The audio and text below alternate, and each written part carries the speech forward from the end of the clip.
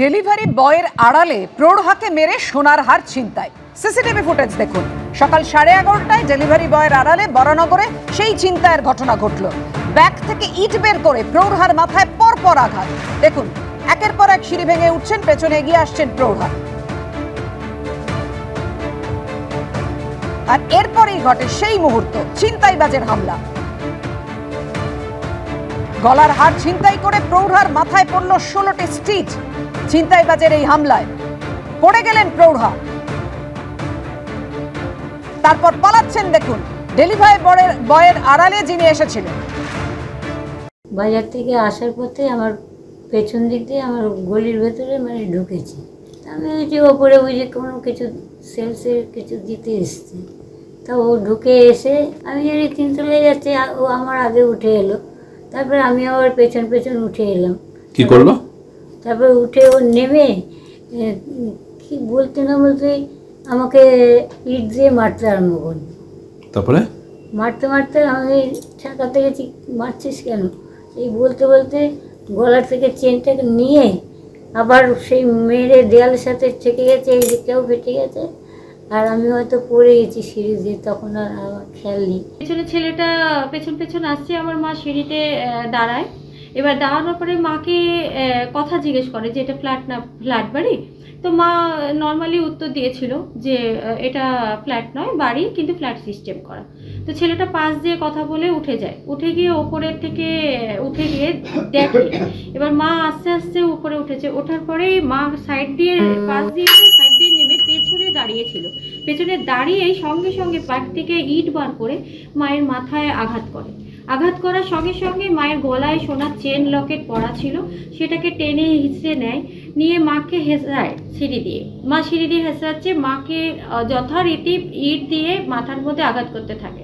সেখানে মায়ের আর দেয়ালেও মাথাটাকে ঠুকিয়ে দেয়। হকার উচ্ছেদের পর তাজপুরে সমুদ্র সৈকতে এই হচ্ছে রাত পাহারা, যেখানে রাত পাহারা দিচ্ছে বন দফতর। ছবিটা একবার দেখুন, রাত পাহারা দিচ্ছে বন দফতর। একেবারে হকার উচ্ছেদের পর সমুদ্র সৈকতের ছবি দেখছেন আপনারা।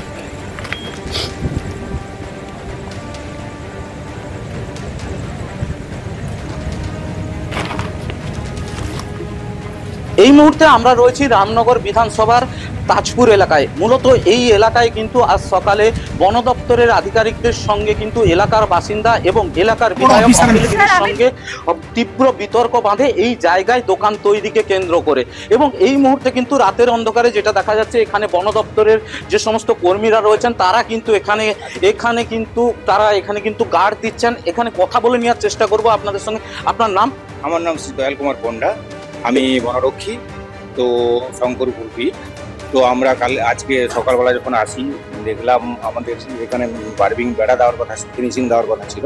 তো এখান থেকে আমরা এসছি স্টাফ নিয়ে আসার পর থেকে অখিলগিরি ওই দিক থেকে এসে আমাদেরকে বাধা দিয়েছিল।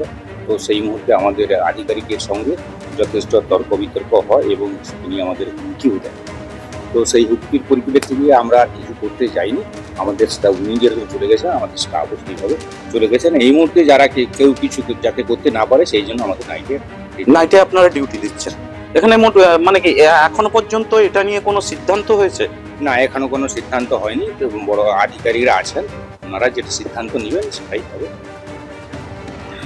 তো যেমনটা দেখা যাচ্ছে যে এই ঘটনার পরে কিন্তু এই মুহূর্তে কিন্তু এখানে বন দপ্তরের তরফ থেকে কিন্তু আধিকারিকরা রয়েছেন এবং কর্মীরা রয়েছেন, তারা কিন্তু এই এলাকায় পাহারা দিচ্ছেন যাতে নতুন করে কেউ এখানে কোনো কনস্ট্রাকশন বা কোনো রকম দোকান বসাতে না পারেন। কারণ এখনো পর্যন্ত এই জায়গাকে ঘিরে কোনো রকম সিদ্ধান্তে আসা যায়নি। ঋত্বিক প্রধান, এবিপি আনন্দ, পূর্ব মেদিনীপুর। আজকে যখন মহিলা রেঞ্জ অফিসারকে শাসানি দিচ্ছেন রাজ্যের কারামন্ত্রী, এই শাসানি দিতে গিয়ে তার মুখে রাষ্ট্রপতির কথাও শোনা যায়।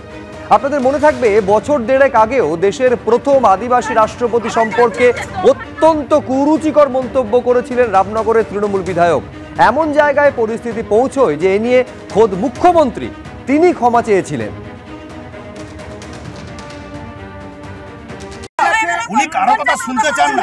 আপনি এত বড় ক্ষমতা দেখে মনে হচ্ছে যে রাষ্ট্রপতির ক্ষমতা নিয়ে